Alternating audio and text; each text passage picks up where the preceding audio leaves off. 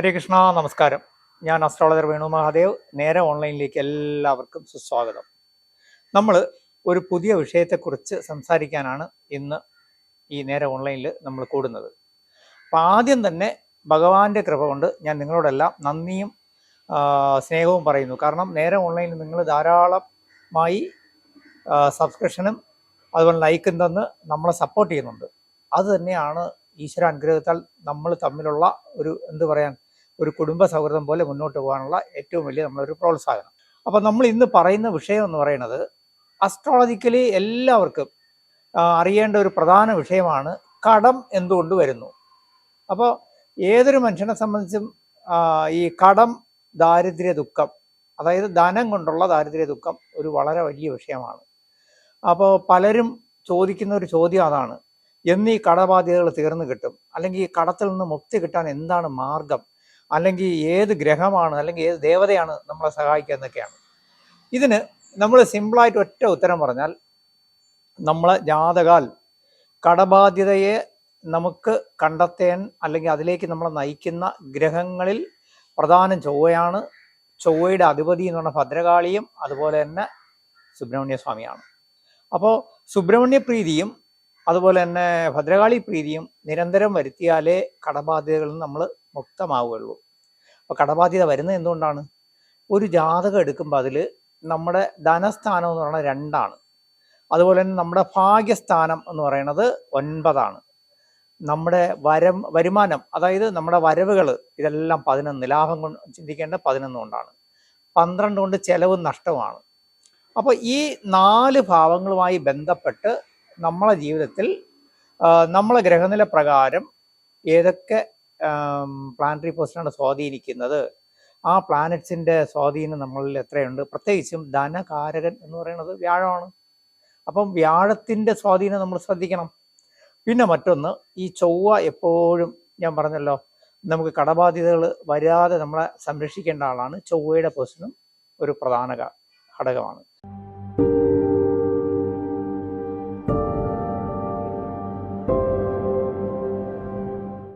അപ്പം ഇതിൽ നമ്മൾ കടബാധ്യതകളിൽ പെട്ടുപോകുന്നതിനുള്ള ഒരു പ്രധാന കാരണം കൂടി ഞാൻ പറയാം. പലപ്പോഴും ഞാൻ വീഡിയോകളിലൊക്കെ പറയാറുള്ളൊരു കാര്യമുണ്ട്.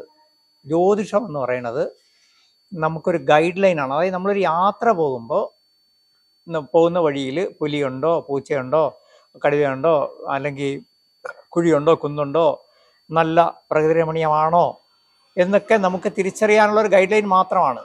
ഒരിക്കലും ഞാൻ എപ്പോഴും ജ്യോതിഷ കാര്യങ്ങൾ പറയുന്നവരോട് പറയാറുണ്ട്, ജ്യോതിഷം എന്ന് പറഞ്ഞാൽ ഒരു അൾട്ടിമേറ്റ് അല്ല. അതായത് ജ്യോതിഷം എന്ന് പറയുന്നത് നമുക്കൊരു ഗൈഡ് ലൈൻ. അപ്പോൾ അതനുസരിച്ച് നമ്മൾ ദൈവാധീനം വർദ്ധിപ്പിച്ച് നമ്മുടെ ജീവിതം വിജയിപ്പിക്കുന്നത് നമ്മളെടുക്കാണ്. അതിന് മറ്റുള്ളവരെ കുറ്റം പറഞ്ഞിട്ട് കാര്യമില്ല. ജ്യോതിഷത്തിനോ അല്ലെങ്കിൽ ദൈവങ്ങൾക്കോ ഇതിലൊക്കെ പങ്ക് കുറവാണ്. നമ്മളെ ദൈവാധീനം വർദ്ധിക്കുമ്പം നമുക്ക് ഈശ്വരൻ വിളങ്ങും. എങ്ങനെ? ബുദ്ധിയും യുക്തിയും നമ്മുടെ പ്ലാനിങ്ങുമായിട്ട് വിളങ്ങും. അപ്പം നമ്മുടെ ജീവിതത്തിൽ പ്ലാനിങ് ഉണ്ടാവണം, ബുദ്ധിയും യുക്തിയും അപ്ലൈ ചെയ്യണം. കടബാധ്യത വരുന്നതിൻ്റെ 2 പ്രധാന കാരണങ്ങൾ നമ്മൾ മറ്റുള്ള മനുഷ്യരെ സഹായിക്കാനായിട്ട് നമ്മുടെ വിലപ്പെട്ട സമയവും ധനവും കൊടുക്കുന്നതുകൊണ്ടാണ്. ലോകത്തെല്ലാവർക്കും നമുക്ക് ചെയ്യാൻ പറ്റുന്നത് അന്നദാനം ചെയ്യാം, വസ്ത്രദാനം ചെയ്യാം. പണം ദാനം ചെയ്യാൻ ഒരു വേദത്തിലും ഒരു ശാസ്ത്രത്തിലും പറഞ്ഞിട്ടില്ല. ദാനധർമ്മങ്ങളിൽ പണം ദാനം ചെയ്യാൻ പറഞ്ഞിട്ടില്ല. അതുകൊണ്ട് പണം കൊണ്ട് ആരെയും സഹായിക്കാൻ നിൽക്കരുത്. എത്ര ആത്മാർത്ഥ ബന്ധുക്കളോ സുഹൃത്തുക്കളോ ആയാലും ചെയ്യരുത്. എന്നാലേ കടബാധ്യതയിൽ നിന്ന് മുക്തി നേടുകയുള്ളൂ. ഇനി കടബാധ്യതയിൽ നിന്ന് നമ്മളെ രക്ഷിക്കാൻ കഴിയുന്ന ചില അപൂർവമായ വഴിപാടുകളാണ് ഞാൻ പറയുന്നത്. വഴിപാടുകളെന്ന് പറയുമ്പോൾ സുബ്രഹ്മണ്യ ക്ഷേത്രങ്ങൾ ദർശനം നടത്തുക. അവിടെ നമുക്ക് ഭസ്മം അതുപോലെ തന്നെ ചുവന്ന പട്ട് ഇതുപോലുള്ള സമർപ്പിച്ച് ഭഗവാനോട് പ്രാർത്ഥിക്കുക. ഇനി നിങ്ങളുടെ ജാതകം കൂടി പരിശോധിക്കുമ്പോൾ അതിനകത്ത് യുഗ്മരാശിയിലാണ് ചൊവ്വയെങ്കിൽ എന്ത് ചെയ്യും?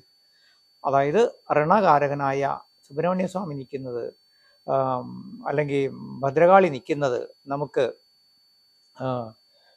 യുഗ്മരാശിയിലാണെങ്കിൽ അവിടെ സുബ്രഹ്മണ്യ സ്വാമിയല്ല നമ്മളെ സഹായിക്കേണ്ടത് കടം നീങ്ങാൻ. പിന്നെ ആര്? ഭദ്രകാളി ദേവിയാണ്. അപ്പോൾ ഭദ്രാഭഗവതിക്ക് നമുക്ക് ചെയ്യാൻ പറ്റുന്നത് ചൊവ്വാഴ്ചകളിൽ നിരന്തരം തൊട്ടടുത്തുള്ള ഭദ്രകാളി ക്ഷേത്രങ്ങൾ തൊഴുക, കഴിയുന്ന പോലെ കുങ്കുമാർച്ചന ചെയ്യുക, പിന്നെ ഋണമോചന മന്ത്രങ്ങൾ ജപിക്കുകയോ അതല്ലെങ്കിൽ ഋണമോചന മന്ത്രങ്ങൾ കൊണ്ടുള്ള അർച്ചന ചെയ്യുകയോ ചെയ്യുന്നത് നല്ലതാണ്. അപ്പം കടബാധ്യത ക്രമേണ മാറി വരും.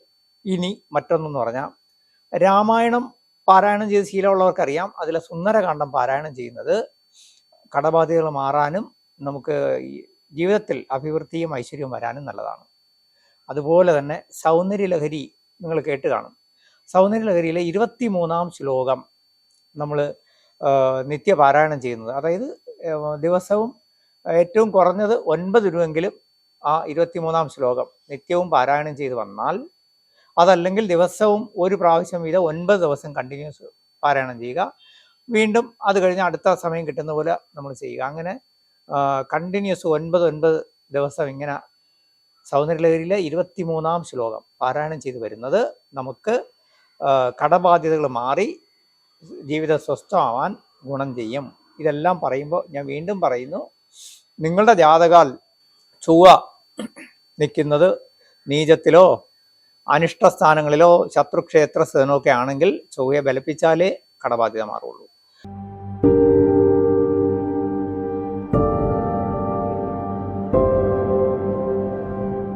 അതുപോലെ തന്നെ ചൊവ്വയെപ്പോലെ കടബാധ്യതയിൽ നമ്മളെ സപ്പോർട്ട് ചെയ്യേണ്ട ആൾ, അല്ലെങ്കിൽ നമുക്ക് അതിനകത്ത് പ്രാധാന്യമുള്ള ഒരാളാണ് ധനകാരകനായ വ്യാഴം. വ്യാഴം മകരത്തിൽ നീചത്തിൽ പോവുകയോ, അല്ലെങ്കിൽ ഇനി നിങ്ങളുടെ ജാതകത്തിൽ വ്യാഴം ഉച്ചനാണെന്ന് വിചാരിക്കുക, കർക്കിടകത്തിലാണ്, കാര്യമില്ല, വ്യാഴത്തിന് ബലം ഉണ്ടോ എന്ന് നോക്കണം. ചില ആൾക്കാർ വന്നിട്ട് പറയും എൻ്റെ ജാതകത്തിൽ പിന്നെ വ്യാഴ ഉച്ചനാണ്, വലിയ സംഭവമൊക്കെയാണ്, പക്ഷേ ജീവിതത്തിൽ എൻ്റെ ജാതകത്തിൽ ഒരുപാട് യോഗങ്ങളെല്ലാം എഴുതി വെച്ചിട്ടുണ്ട്, കേസരി യോഗവും ഗജകേസരി യോഗവും ഒക്കെ ഉണ്ട്, എന്നിട്ട് പോലും എനിക്കൊരു ഉയർച്ചയില്ല. ഇതിന് കാരണം ഒറ്റ വാക്കിൽ പറഞ്ഞാൽ ആ വ്യാഴം നിൽക്കുന്ന പൊസിഷൻ അനുസരിച്ചിരിക്കും. വ്യാഴം നിൽക്കുന്ന പൊസിഷൻ എന്ന് പറഞ്ഞാൽ അത് ഇത്രയും ചിന്തിച്ചാൽ മതി. വ്യാഴം ഒരു ബ്രാഹ്മണ ഗ്രഹമാണ്. ഈ ഗ്രഹം നമ്മളെ ഒരിക്കലും ദോഷം ചെയ്യില്ല. അതായത് നമ്മളൊരു അമ്മാവൻ അല്ലെങ്കിൽ കാരണവർ. ഈ വ്യാഴം അനിഷ്ടസ്ഥാനത്ത് പോയി എന്നാൽ അദ്ദേഹത്തിന് നമ്മളെ സഹായിക്കാൻ കഴിയുന്നില്ല, ഇത്രയേ ഉള്ളൂ. അദ്ദേഹമാണ് സന്താനത്തിനെ കൊണ്ടുള്ള ഗുണം, സന്താന ഭാഗ്യം മാത്രമല്ല സന്താനത്തിനെ കൊണ്ടുള്ള ഗുണം. പിന്നെ നമുക്ക് ധനം വരാനും നിലനിൽക്കാനും വ്യാഴം സഹായിക്കണം. അപ്പോൾ ആ വ്യാഴം അനിഷ്ടസ്ഥാനത്ത് എന്ന് പറയുന്നത് ഇത്രയും മനസ്സിലാക്കിയാൽ മതി. നിങ്ങളുടെ ഒരു കാരണവർ, ഒരു അമ്മാവൻ IPS കാരനാണ്, നാട്ടിൽ IG ആയിട്ടിരിക്കുകയാണെങ്കിൽ നിങ്ങളെ സഹായിക്കും. അദ്ദേഹം പണിഷ്മെന്റ് ട്രാൻസ്ഫറിൽ നാഗാലാൻഡിൽ പോയി അവിടുത്തെ സിവിൽ സപ്ലൈസ് കോർപ്പറേഷൻ്റെ MD ആയിട്ടിരിക്കുകയാണ്, സഹായിക്കാൻ ഒന്നും കഴിയില്ല. അദ്ദേഹത്തിൻ്റെ സ്വന്തം കാര്യത്തിൽ അദ്ദേഹത്തിന് കഴിവില്ല. ഇതാണ് വ്യാഴത്തെ കൊണ്ട് ചിന്തിക്കേണ്ടത്. അപ്പോൾ വ്യാഴ അനിഷ്ടസ്ഥാനത്തായാൽ അദ്ദേഹത്തിനെ ഒന്ന് ബൂസ്റ്റ് ചെയ്തെടുക്കണം, അദ്ദേഹത്തിന് ശക്തി പകരണം, എന്നാലേ അദ്ദേഹത്തിന് നമ്മളെ സഹായിക്കാൻ പറ്റും. അതിനെന്ത് ചെയ്യും? നമ്മൾ വ്യാഴപ്രീതികരമായ കർമ്മങ്ങൾ അനുഷ്ഠിക്കണം. അതായത് പുരാതനമായ വിഷ്ണു ക്ഷേത്രങ്ങൾ, അതായത് തിരുകാച്ചാംകുറിച്ചി, അതുപോലെ തന്നെ നമ്മുടെ ഗുരുവായൂർ, പത്മനാഭസ്വാമി ക്ഷേത്രം, ഇതുപോലെ ഉള്ള ക്ഷേത്രങ്ങൾ ദർശനം നടത്തുക. വ്യാഴാഴ്ച വിഷ്ണു സഹസ്രനാമം ജപിക്കുക, വിഷ്ണു പ്രീതികരമായ കാര്യങ്ങൾ ചെയ്യുക. ഗുരുക്കന്മാരും ഗുരുതുല്യരായ വയോജനങ്ങൾക്കും നല്ല അവർക്കിഷ്ടപ്പെട്ട ആഹാരമോ ഒക്കെ വാങ്ങിക്കൊടുത്ത് പ്രീതിപ്പെടുത്തുമ്പം വ്യാഴം പ്രീതിപ്പെടും. പിന്നെ ആനയ്ക്ക് ഭക്ഷണം കൊടുക്കുന്നത് നല്ലതാണ് കേട്ടോ. ഇങ്ങനെ നമുക്ക് വ്യാഴപ്രീതി വരുത്തണം. പിന്നെ വേണമെങ്കിൽ നിങ്ങളെ ജാതകാൽ കൂടി വ്യാഴം പിന്നെ ഭാവാധിപത്യം കുഴപ്പമില്ലെങ്കിൽ മഞ്ഞ പുഷ്യരാഗം ധരിക്കാം. അതുപോലെ തന്നെ വ്യാഴത്തിനെ സപ്പോർട്ട് ചെയ്യുന്നതെന്ന് പറയുന്നത് താരായന്ത്രവും, അതുപോലെ തന്നെ താരായന്ത്രമാണ് ബൃഹസ്പതി യന്ത്രത്തിന് തുല്യമായിട്ട് വ്യാഴത്തെ സപ്പോർട്ട് ചെയ്യുന്നത്. ഇങ്ങനെയുള്ള യന്ത്രങ്ങൾ ധരിക്കുകയോ വെച്ച് പൂജിക്കുകയോ ചെയ്യാം. ഇനി ഞാൻ ആദ്യം പറഞ്ഞ പോലെ തന്നെ വിശ്വാസം മതി, അന്ധവിശ്വാസം വേണ്ട. 10,000-കണക്കിന് ലക്ഷക്കണക്കിന് രൂപ മുടക്കിയുള്ള ഒരു പൂജയും ചെയ്തിട്ട് നിങ്ങളെ കടബാധ്യത നീങ്ങൂല, നിങ്ങൾ വീണ്ടും കടക്കാരനാവും. തീർച്ചയായിട്ടും നിങ്ങളുടെ ദൈവാധീനം വർദ്ധിപ്പിക്കുക.